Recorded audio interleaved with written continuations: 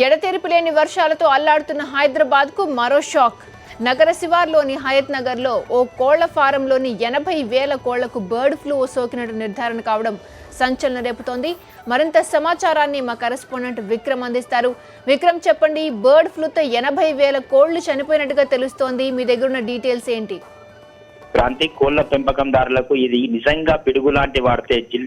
హైదరాబాద్ శివారు ప్రాంతాల్లో మొత్తం బర్డ్ ఫ్లూ వ్యాపించింది. కోళ్ల పెంపకందారులు జాగ్రత్తగా ఉండవలసిన అవసరం ఏర్పడింది.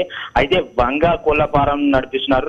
రంగారెడ్డి జిల్లా హయత్ నగర్ మండలం తొర్రూరు సమీపంలో వంగా కోళ్ల ఫారం నడిపిస్తున్నారు. 80,000 కోళ్లతో ఈ కోళ్ల ఫారం నడుస్తుంది. కోళ్ల ఫారంలో కోళ్ల పరిస్థితి కొంత ఆందోళనకరంగా ఉంది. కొన్ని రోజుల నుంచి వాటిని పరీక్షల నిమిత్తం ముంబై పంపించడం జరిగింది. రాత్రే తెలిసింది 80,000 కోళ్లకు కోళ్ల ఫారం 80,000 కోళ్లకు బర్డ్ ఫ్లూ ఉన్నట్టు తెలియదు. ఈ నేపథ్యంలో ఈ రోజు ఉదయం 9 గంటలకు వాటిని మొత్తం అంటు పెట్టాలని, నిప్పు పెట్టాలని, వాటిని పూర్తిగా వాటికి నిప్పు పెట్టి నాశనం చేయాలని కూడా సూచించారు.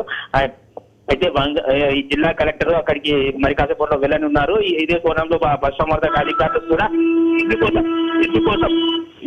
ఎందుకోసం ఈ బర్డ్ ఫ్లూ సోకిందనే కోణంలో కూడా దర్యాప్తు చేస్తున్నారు పశుసంవర్ధక శాఖ అధికారులు అక్కడికి వెళ్ళి. క్రాంతి, విక్రమ్, మరి మిగతా కోళ్ల ఫారాల్లో మరి పరీక్షలు నిర్వహించే అవకాశం ఉందా?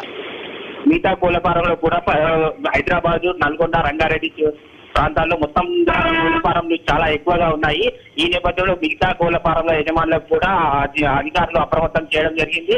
ఈ కోళ్ల ఫారంలో ఈ బర్డ్ ఫ్లూ అనేది దానాలో లోపంగానే వస్తుందని చెప్పి పశుసంవర్ధక శాఖ అధికారులు చెప్తున్నారు. ఈ నేపథ్యంలో ఎందుకోసం వచ్చిందనే కోణంలో కూడా బర్డ్ ఫ్లూపై అధికారులు పరిశోధన చేస్తున్నారు.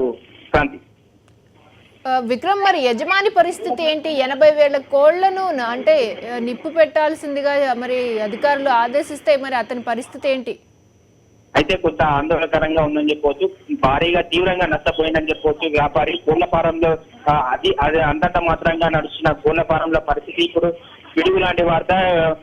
గోటి చుట్టూ రోకటి కోట్లలాగా మారిందని చెప్పవచ్చు. వాళ్ళ పరిస్థితి 80,000 కోళ్లు ఒకేసారి కళ్ళ ముందే అంటు పెట్టాల్సిన పరిస్థితి ఏర్పడింది. ఈ నేపథ్యంలో వారికి తీవ్రంగా నష్టమవుతుంది. మిగతా కోళ్ల ఫారంల యజమానులకు కూడా కొంత ఆందోళనకరంగా కనిపిస్తుంది.